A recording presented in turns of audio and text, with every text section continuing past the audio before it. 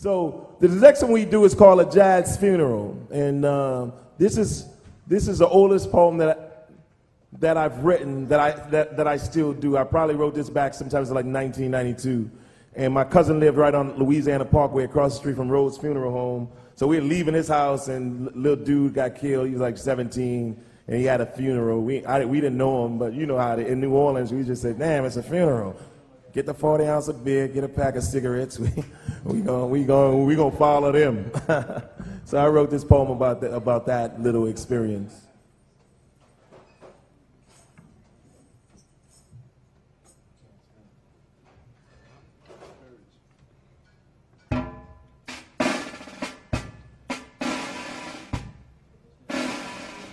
So you know, with traditionally, like if you had a jazz funeral, you know, while you still have that coffin, that casket, you know, traditionally they play like hymns the whole way, right? And there's a dirge, and you know, well, Baba Tunji, he's still here. Oh, he left. Baba Tunji was a grand marshal, but you know, you got like a little walk you do.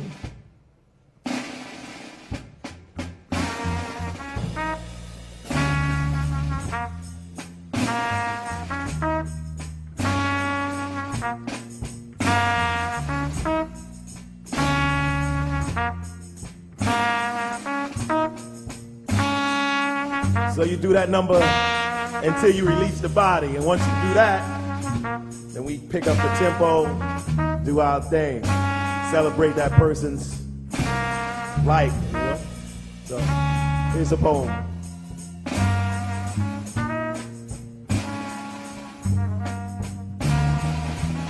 The very soft, slow, euphonic rhythm of the jazz band ripens the atmosphere. And a myriad of screams, shouts, and tears seem to blend in with the solemn music, almost as if the horns and drums had a melodious cry of their own. With a 40 ounce in one hand and a cigarette in the other, to calm my nerves and soothe my soul, along with the others I gently rock from side to side, as the young brother's casket is brought from the sanctuary of the church to the back of a hearse, where we all began to prepare for his last dance, his last ride, his last party. The African sisters who nurtured this man child are having fits, because at 17 you can't help but think of what he could have been. But today he's just dead.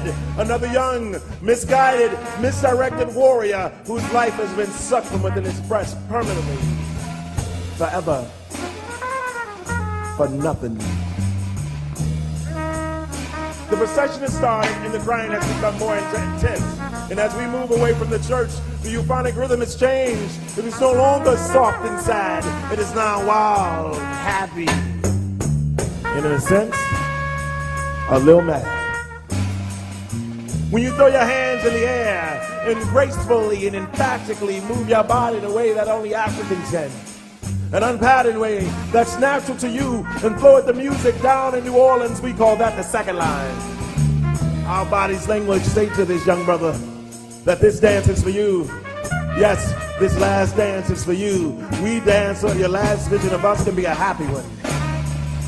And as we party past the housing project, this is the last time you see your playground and battlefield, this vicious, brutal, familiar enclave of blackness, where you endured much pain and hurt, mingled with laughter and love. It's the last time to see the rough, happy, innocent, nappy-haired little boys on their bikes that remind you so much of yourself when you were 10 and innocent. The last time to see the old sisters sitting on the porches, becoming wiser by the day. And the last time to see the old brothers sitting in front of the liquor stores reminiscing about what could have been, is the last time to see your life and your world. And because of that, we stomp today, we shout today, we cry today, we dance today. Yes, we dance today. And when we get to the candy store, the place where your life was quickly halted, the euphonic rhythm changes yet again. This time the music and the people are in a frenzy. They dance like this will be the last time before we all get to see our maker. And as the music pounds and thumps and blares and draws us all emotionally into this intense moment, 12 of your best homies remove your casket from the hearse. And in a way, the equivalent to the white boys' hip-hip array, your boys thrust your casket to the sky. And they take it down, and they thrust it again triumphantly, angrily, repeatedly as if to say to your assassin, motherfucker, you can't touch him now. Not your guns, not your bullets, can't touch him now. However, in the midst of this frenzy, the roaring sound of a hot vicious bullet rips through the air. Perhaps this is the assassin's rebuttal. This bullet must also sound like the fat lady, because the party's over. African brothers, sisters, and babies seek refuge, desperately trying to avoid their last dance. But deep down inside, we all know that we will dance again soon.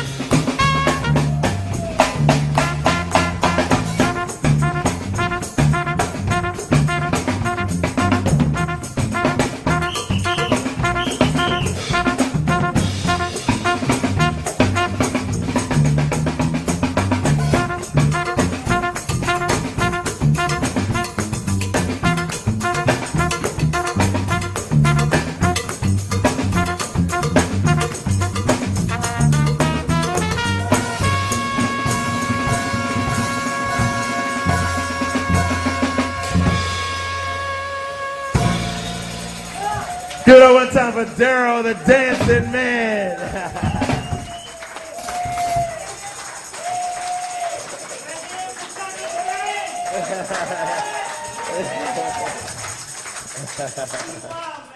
It's hot, y'all. It's hot, baby.